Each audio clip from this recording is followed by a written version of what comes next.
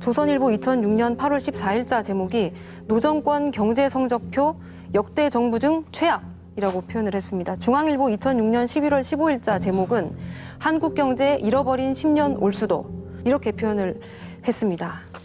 굉장히 강한 어조로. 네. 항상 뭐 느끼는 거지만 이제 경제 관련 뉴스가 가장 어렵거든요.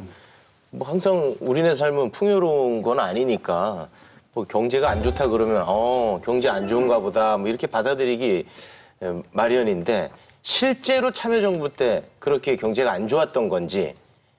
이제 그 데이터로 말을 해야 되는데요. 보통 네. 이제 경제 성적표는 거시 데이터 가지고 많이 말을 하거든요.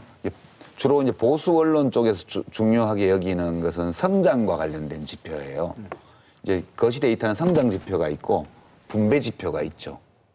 근데 이제 총체적으로 말씀드리면 분배 지표를 보면 성과가 별로 안 좋았고요. 성장과 관련되는 지표를 보면 괜찮았어요. 의외네요. 네. 진짜 의외네요. 그러니까 IMF 이후만 보면 김대중 대통령 때는 초기에 뭐 두 자릿수 성장률도 기록을 하고 전체적으로 5%대 연평균 성장률을 기록을 했고요. 참여정부는 이제 4%대, 4.5%였어요, 5년간. 그럼 이제 보수가 집권한 이명박 정부 뭐 비즈니스 프렌들리 했는데 3%대 했고요. 박근혜 정부 4년간은 2%대, 2.9%인가 그래요. 이제. 그러니까 이거는 경제학을 공부한 사람은 다 알아요. 근데 이제 언론인들은 이렇게 해놓고 아무 반성도 안 해요. 아니면 말고예요, 그냥.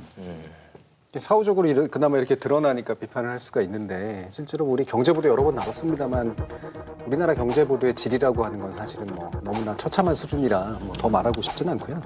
기본적으로 여기에 섞여 있는 게 정견이 섞여 있어서 나오는 거예요. 경제가 나쁘다라는 기술을 하는 게 나빠야 한다는 희망을 투사하는 거죠. 정치적인 이익을 위해서. 왜 그런 걸 희망한대요? 그러니까 국민을 생각하는 게 아닌 거죠. 그러니까 이 정부를 무너뜨리고 이 정부의 허점을 잡기 위한 어떤 일정한 흔히 말하는 위시풀 팅킹이라고 그러죠. 자기가 생각하는 바를 이제 기사로 써버리는 이제 그런 식의 형태들이 워낙 많이 나타났고요.